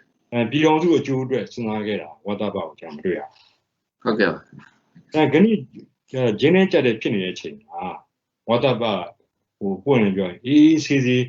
လက်ပိုက်ကြည့်နေရက်တယ်လို့ကျွန်တော်ပြောတယ်ဟုတ်ကဲ့ဟုတ်ကဲ့သူကFederal စိတ်တက်ထားတယ်ဆိုရင်Federal အခြေခံပါ spirit of sharing ဆိုတာရှိတယ်ဟုတ်ပါရှင်မျှဝေတတ်တဲ့စိတ်တက်ထားဖို့လို့ဟုတ်ပါရှင်ဒုက္ခနဲ့ဒုက္ခတွေမျှဝေရဟုတ်ကဲ့ပါဒုက္ခတော့ခံစားလိုက်တယ်တပီလုံးဒုက္ခရောက်နေကြတဲ့ပုံမှာလက်ပိုက်ကြည့်နေကြတဲ့ policy မျိုး WhatsApp ပြန်နေသုံးသပ်တယ်ဟုတ်ပါရှင်အဲ့ဒီဟာကအလားတူ issue လည်းသွားတယ်ဟုတ်ကဲ့ပါဒီ ULA လို့ခေါ်တဲ့တက်မတော်ရဲ့ခေါင်းဆောင်ကြီးထိပ်ပိုင်းခေါင်းဆောင်တချို့နေတယ်ကျွန်တော်ပုံကိုကြီးကတစုံတရာပေါ့ဗျာဟုတ်ကဲ့ရှိပါတယ်ဟုတ်ကဲ့အဲ့တော့သိထူးကြတဲ့အဖွဲ့ကျွန်တော်တန်မိုးလည်းထားတယ်10စုနှစ်တစုတော့တဲမှာကျန်တဲ့အဖွဲ့အစည်းတွေကြော်တက်ပြီးတော့တိုက်နိုင်ဆုံးအဖွဲ့ဟုတ်ကဲ့လူထောက်ကောင်အများဆုံးအဖွဲ့ဖြစ်တာဒါအတိအမှပြုတ်ပြောအောင်ဖြစ်တယ်ဟုတ်ကဲ့ဆိုတော့ခဏသွားနေတဲ့လမ်းကြောင်းကတော့ဖြစ်ရင်ဟုတ်လားခုနကကျွန်တော်ပြောတဲ့ Federal စိတ်တက်ကိုတကယ်ရောဟုတ်လားရခိုင်တက်မလို့ဟာခိုင်းဆွဲရလားအဲ့တော့ကောင်းတာပါလဲဆိုတော့ခဏအချိန်မှာဒီဟာရှင်းနေတဲ့ policy ကိုကြီးညာတဲ့ကိုကျွန်တော်လွတ်လပ်တဲ့နိုင်ငံတူတော်မလားတူအောင်သွားရတော့ကျွန်တော်ရှေ့မှာရှင်းပြပေးလို့ပြန်ထူတော်ဝင်ရှိနေတော့နော်တော့ Federal သွားမလား Federal မှာခုနကကျွန်တော်ပြောတယ်မျှဝေတဲ့စိတ်ဓာတ်ကိုကျင့်သုံးဖို့လို့အဲ့တော့လုံနေတဲ့နေ့ကတကယ်တိုက်ခဲ့တယ်ဗျာတိုက်ခဲ့တာကြောင့်တိုက်ပွဲတွေကြောင့်နားကျင်တယ်တုံးလို့ရှိရင်ဒုလည်းကာဝယ်ကျင်တယ်ဆိုရင်စီနာရွေချက်နဲ့စစ်ကောင်စီနဲ့အပြစ်ကရက်စဲခဲ့တာရှိကောင်းရှိနိုင်တယ်ကျွန်တော်အပြစ်မတင်ဘူးဟုတ်ကဲ့ပါခဏ6လောက်ပြီးတဲ့အခါမှာပြန်ကြည့်လိုက်စမ်းဒီလိုလုံးမှာ generation Z တွေတော်တော်ခံနေရအဲ့ထက်မှခင်ဗျာရခိုင်လူငယ်တွေအများကြီးပါခင်ဗျာရောင်လာမန္တလေးလာပါရခိုင်လူငယ်အများကြီးပဲ generation တော်တော်ခံနေရတယ် PD အဖွဲ့ခင်ဗျာငင်းချမ်းတော့တိုက်လို့မရတော့တိုးရဲလက်နဲ့ကန်တန်းတော့ပြန်တိုက်ကြတယ်အဲ့ဓာတ်ထဲမှာမကြောင်းကျင်လို့ခံနေကြဟုတ်ပါလက်ပိုက်ကြည့်နေရတလားဆိုလိုချင်တာမြောက်ဦးရဲ့စိတ်ဓာတ်ကိုမကျင့်သုံးတော့ဘူးလားဟုတ်ကဲ့အဲ့တော့လူတွေထူတော်မလားထူတော်ပါကောင်းတယ်ဝါသပါလည်းအဲ့လိုစဉ်းစားရင်ကောင်းတယ်ဟုတ်ကဲ့အဲ့တော့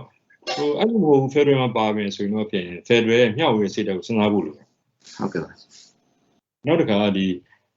ရခိုင်ပြည်နယ်ထူးခြားတဲ့အနေအထားတစ်ခုရှိတယ်အဲ့ဒါပါလဲဆိုတဲ့အခါကျတော့အမှန်တည်းအတိုင်းပဲရခိုင်မှာရိုဟင်ဂျာတို့ကိုဆန့်ကျင်ပြီးတော့မှ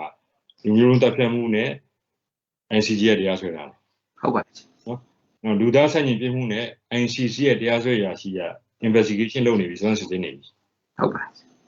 အဲ့ခါမှာEA ကဘယ်လိုတောင်းရှိတယ်ဆို question ရှိလာတယ်ဒီလိုပြဒီနိုင်ငံတကာပြည်ဆိုင်ဥပဒေနိုင်ငံဥပဒေတွေကgenocide convention ကိုလိုက်နာဖို့ရတဲ့အတွက်ကပထမတောင်းရှိတာ state actors ဖြစ်တယ်ဟုတ်ကဲ့အဲ့တော့နိုင်ငံရဲ့ကူစားအစိုးရတောင်းရှိဟုတ်ခင်ဗျာအစိုးရတကူလည်းမဟုတ်ဘူးဒီလိုအုပ်ချုပ်ရေးချထားတဲ့အုပ်ချုပ်ရေးချနေတယ်ခင်ဗျာလူသိရှင်ညာလုပ်နေကြတာသိကောင်းနေတာကျွန်တော်ထောက်ခံဟုတ်ကဲ့ပါခင်ဗျာဟာလာအုပ်ချုပ်ရေးရှိတယ်အဖွဲ့အစည်းရှိတယ်တပ်ရှိတယ်တရားစီရင်ရှိတယ်ဟုတ်ကဲ့ပါဒီလိုအဖွဲ့အစည်းတွေကိုအင်္ဂလိပ်လိုဆိုရင် non-state actor လို့ခေါ်တယ်ဟုတ်ကဲ့ပါ ENSA လို့ခေါ်တယ်သူတို့မှလည်းနိုင်ငံဥပဒေတောင်းရှိဆိုလိုချင်တာကဒီပြင်းမှုကျူးလွန်တဲ့လူတွေကိုအဖြစ်ပေးဖို့အဖြစ်အောင်ကောင်းတောင်းချဖို့တောင်းရှိတယ်ဟုတ်ကဲ့အဲ့ဒီဘက်ကစဉ်းစားဖို့လိုတယ်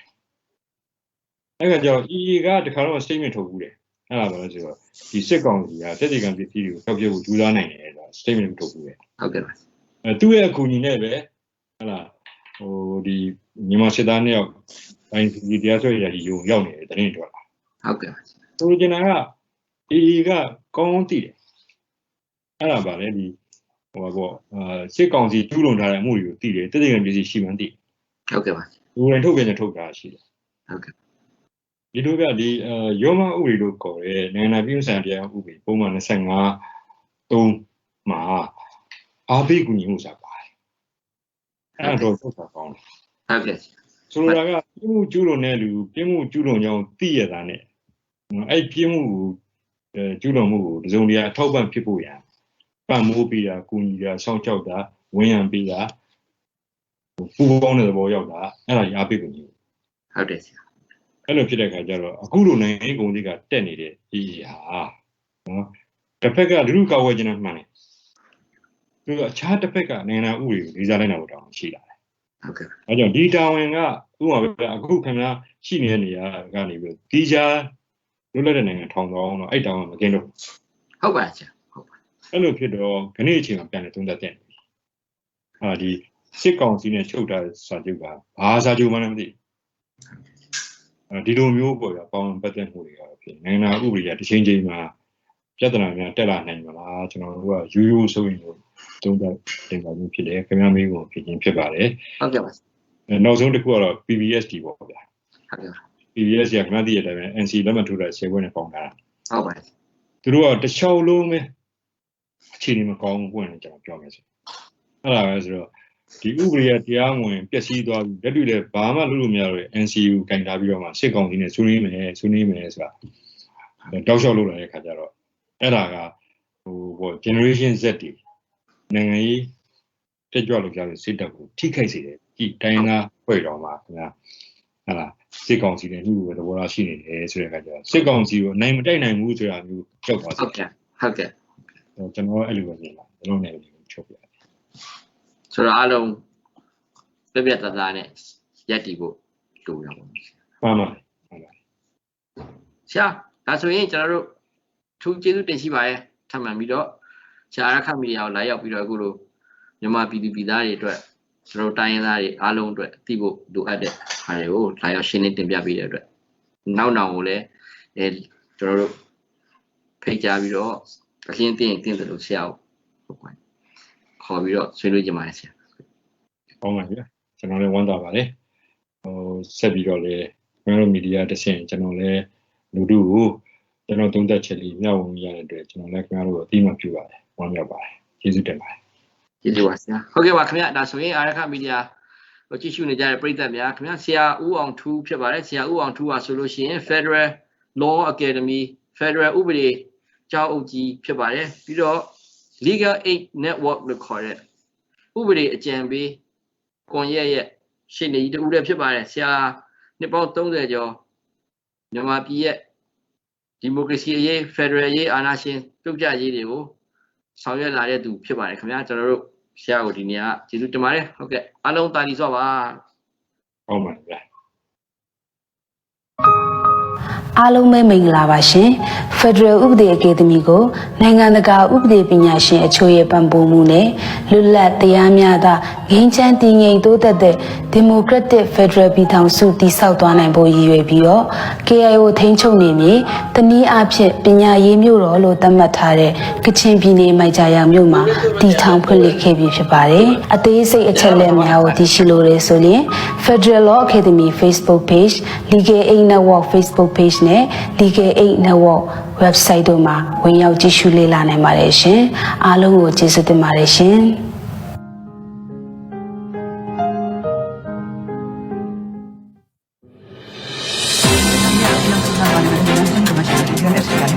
ကျွန်တော်2019နိုဝင်ဘာ3ရက်နေ့တင်ကနေစတင်ပြီးတော့ဒီပုံနဲ့ကျွန်တော်တို့